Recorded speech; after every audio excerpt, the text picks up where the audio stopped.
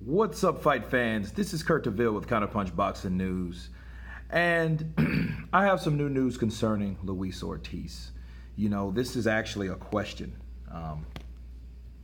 And the question is, we know that Ortiz's team, they have turned down an offer that was never sent.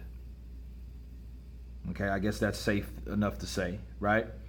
There were no offers sent anyway, but then yet there are lowball offers. Okay, that sounds shady anyway. However, now you can talk about or discuss the ballpark figure of the amount before sending the contract. So maybe that was the reason what they were referring to when Eddie said, "Hey, this is what we're offering you," or whatever, and we'll send a contract. But then yet, if you guys dissect this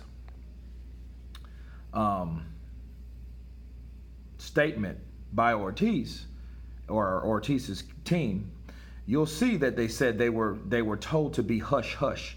So if that was the case, if they were told to be hush hush about negotiations because we didn't want to build someone's name or whatever it is, and I really don't get it. It's real sleazeball shit to me, honestly, because the more I think about it, I'm like, why is it that there's just one string of negotiations, right? Like, this is all there is. This is, okay, all right, we're not going to get the fight. You didn't send a contract. You've been playing us, and we're not going to fall for your low ball offers, but you told us to keep it quiet at the same time.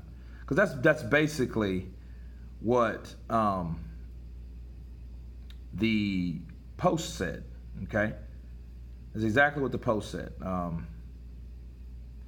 Let me find this shit again, because this is weird, because this isn't it. Okay, King Kong. All right.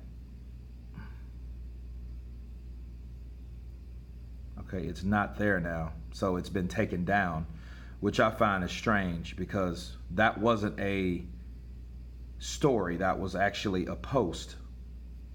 So for whatever reason, they took it down. I may have it still because I screenshotted it. I thought that was weird. Why did they take it down?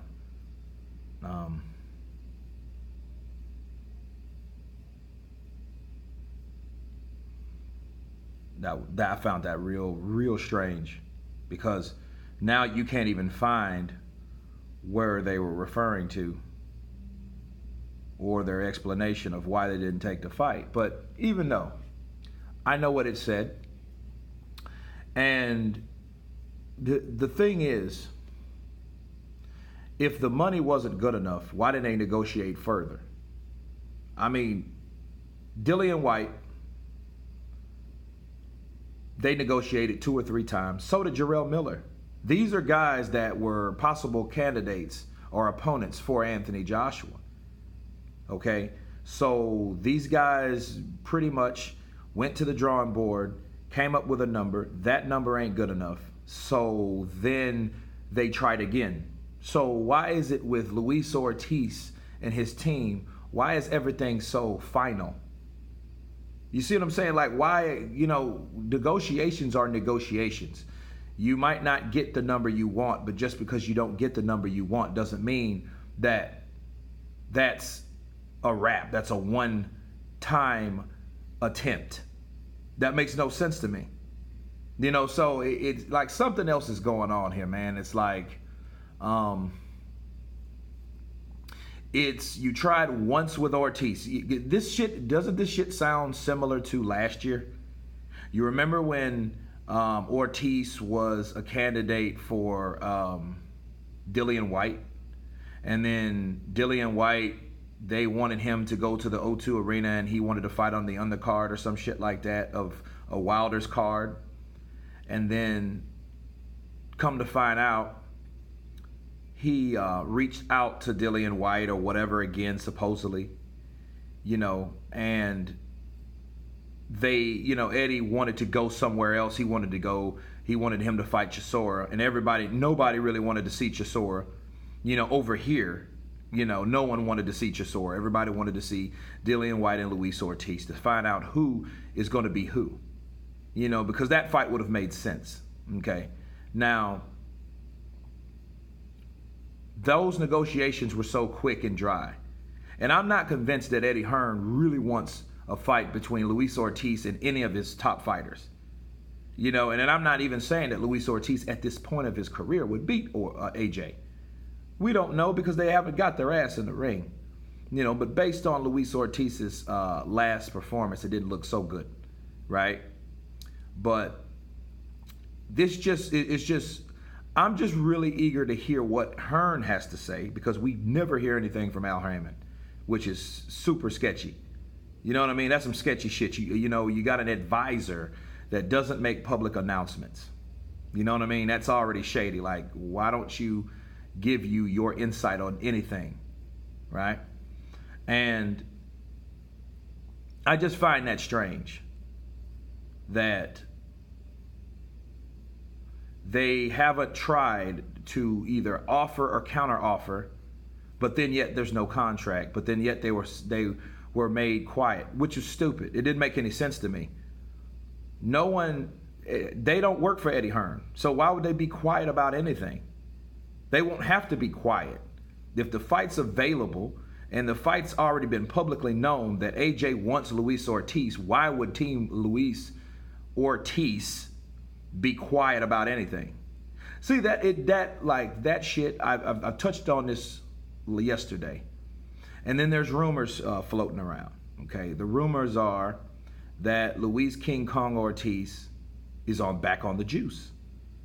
A lot of people think, he didn't take that fight because he's dirty and I'm not going to begin to speculate on how fighters do what they do, especially if it's dirty, right? I'm not putting that much energy into it, but Ortiz is signed up for the clean boxing program, so they can test him at any time. You know what I mean? So I don't really think that's the case, because if that been the case, he would be stupid to be doing drugs anyway. Especially VADA could really be following the propaganda themselves. They could, let's test Ortiz. Let's see if he's clean or not. He doesn't have to have a fighter or an opponent or anything coming up. We can just test him because we want to. So I don't think that's the case. I really don't. I think it's something else. You got an advisor that works as a promoter and a manager, or that's a lot of the things that he does mirror what a promoter and manager does, but without being seen nor heard, right? The same advisor is a person that doesn't like to make public announcements. He doesn't like to respond in any kind of way, which that's also sketchy. So my thing is, maybe Luis Ortiz couldn't even take the fight because the explanation was shitty. It had holes all in it, right? You never received a contract, but yet you were told to be silent. If you were told to be silent, what, until you got a contract? You know what I mean? I don't buy that explanation one bit. I don't believe because Luis Ortiz is on the juice. I don't believe that. You know what I mean? I don't believe that at all. This is my take on it. I think that Ortiz can only do certain things due to his promotional company. His promotional company is Al Haymon. Al Haymon, he does not want his fighters to fight outside of the PBC lineup. Think about it. Why would you ask? One, because AJ has beaten two of these fuckers. He's already knocked out Dominic Brazil. He's already knocked out Charles Martin. And both of these guys, I repeat, both of these guys are Al Haymon fighters. So why would you put your second in command guy in there with AJ so he can get knocked out, so that kills the credibility of Deontay Wilder, that snatches the legs up under him? That would be more than likely the case, because Al Haymon knows that Eddie Hearn is his competitor. These guys are neck and neck. Eddie Hearn has came over here to fight. When he was overseas, he wasn't really a threat. All he had was AJ and Dillian White, you know what I mean? And yeah, Anthony was known for his endorsements and the money that he made, okay? Being very lucrative and very successful in the UK. Now that he's came here, why do you think fights like Deontay Wilder are not getting made? Deontay's dumbass he'll turn down $100 million. Do you think he did that because he wanted to? He did that because he believed in who was telling him that it would make more, and that who was telling him that was Al Haymon, along with Shelley, you know, a peon to that whole game over there. But that's what I feel about that. I think Luis Ortiz is in the same situation as Deontay Wilder. The only difference is he's not as popular and he's not a champion, okay? And plus, it falls back on Deontay Wilder, though, because Al Haymon knows that Deontay, if he gets past Dominic Breazeale, which he's favored to do, okay, I think he's going to knock Breazeale's ass out. I don't want that, but I think that. You know, that has nothing to do with fan base or fanboyism. No, Wilder will knock out Dominic Breazeale. He's not fast enough. That will be his downfall in that fight. But we will see, because this is boxing. But when he gets past that fight, he's going to need somebody to fight. You know what I'm saying? He's going to need somebody to fight. He ain't going to fight Joshua, right? And supposedly Eddie Hearn has said that Luis Ortiz is guaranteed a Deontay Wilder rematch. I covered that already with you guys. But if that's the case, we know Deontay doesn't plan to fight Anthony Joshua this year anyway. He's stalling for a particular reason.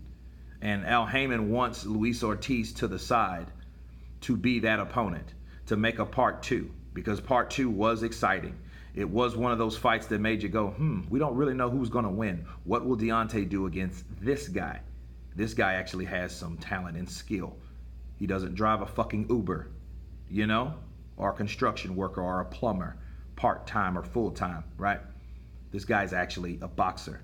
So, and we've seen what that boxer could do with Deontay. And then we've seen what Deontay could do with that particular boxer, and that's Ortiz. So, yeah, he would be the great go-to guy. So I think Luis Ortiz is not allowed to fight AJ simply because Al Haymon then wouldn't have that go-to, that quote-unquote Dillian White, right, in his stable to go to. Just like Eddie Hearn had Dillian White, or he thought he had Dillian White. Okay, we can just fight, throw Dillian White on April 13th, I believe the date was, to fight in Wembley, right? But he was mistaken because, you know, Dillian White, he knows the business. He's not that go-to guy anymore. He headlines his own cards. Luis Ortiz does not, okay? He does not. He's not a headliner for anything. When was the last time you seen him a headrun? He's been an undercard fighter. So let's call it what it is. That's what Luis Ortiz is, but he's valuable because he is the only guy that has been beaten by the champion. Also advised by Al Haymon. Okay? So the way we figure out that this is true about Al Haymon, not Kalnaki, because Kalnaki already turned down that opportunity. He says, "Oh, I'm not chopped liver or something." Some quote he said, but he turned it down. If Andy Ruiz somehow turns this fight down at this opportunity to AJ, because Andy Ruiz just signed with Al Haymon, if he turns that down, we'll more likely will know that it's an Al Haymon thing. Because it's too convenient for these guys that are all coming from Al Haymon to turn this shit down. Because it's Eddie Hearn. You know what I'm saying? That's just too convenient. Unless Al Haymon says, you know what? I'll let Andy Ruiz be that fall guy. He could be that fall guy. Like, you know what? If I have to give up one of my fighters to this motherfucker, I'm going to give up Andy Ruiz. Because he's a young guy. Let's throw him to the slaughter. But I'm not going to give him one of my top echelon heavyweights like Luis Ortiz because he's just too valuable. And that's my take on it, guys. You guys tell me what you think about this fiasco. Of course, comment, like, share, and subscribe.